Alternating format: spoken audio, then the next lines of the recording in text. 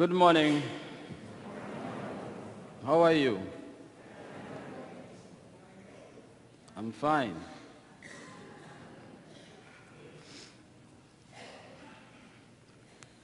It was the wrong gospel. It was a long, not wrong, but long gospel. Of course, some of you may think it's the wrong gospel. It's not the gospel we're supposed to hear today, but it's the right gospel. Because we are celebrating a special Mass, we have catechumens. You'll see a few things done different today. For instance, we are not going to have the profession of our faith. Instead, something else will be done.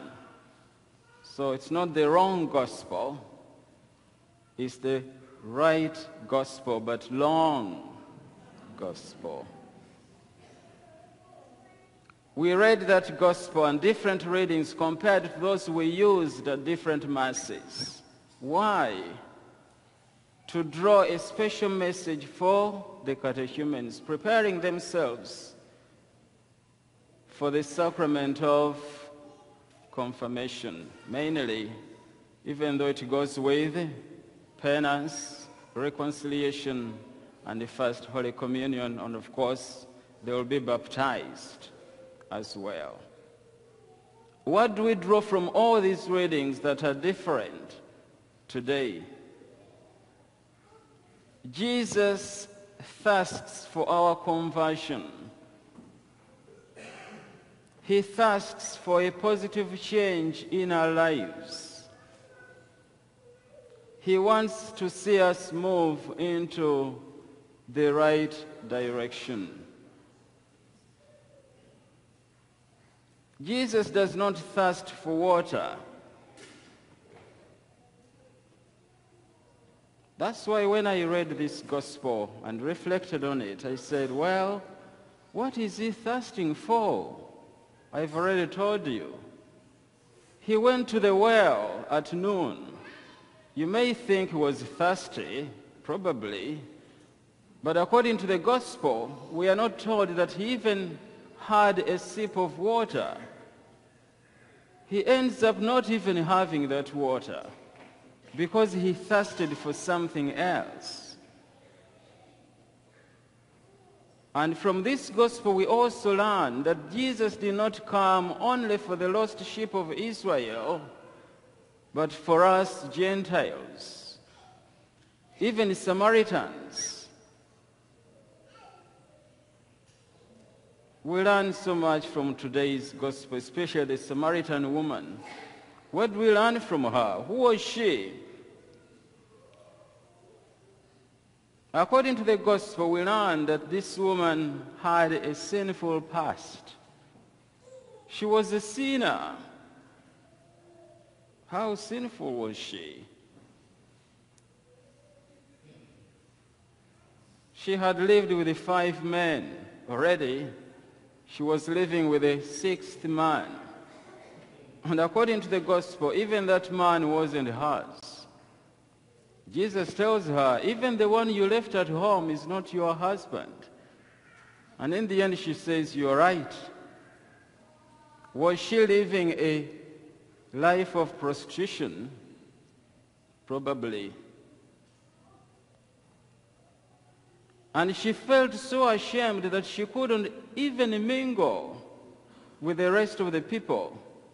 That's why she ends up going to the well at noon. The Jewish culture tells us that women used to go to the well before noon in the morning. And perhaps they went in a group.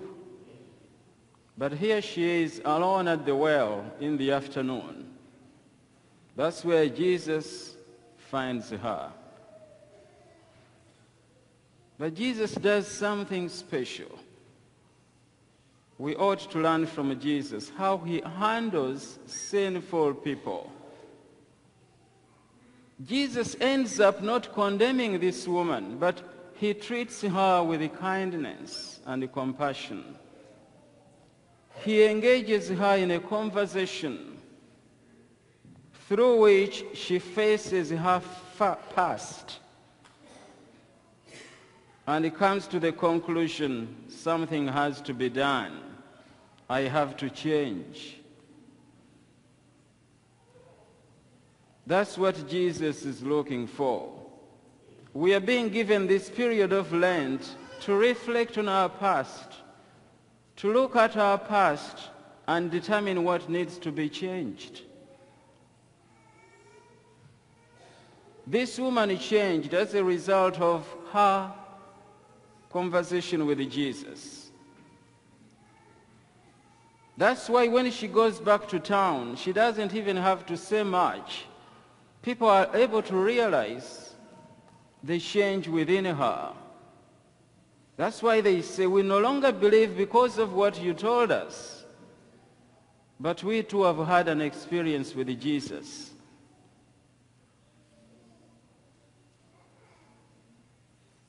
What do we need to change in our lives? And if we encounter people whose past makes them ashamed, how are we going to handle them? Even though she was a Samaritan, Jesus ends up treating her as if she's a princess. Remember, she hadn't been treated well by the men she had met in the past. That's why she ended up leaving them one after the other. But because of the impression Jesus makes on her, she feels she has to do something about her life. How do we treat people whose past makes them ashamed?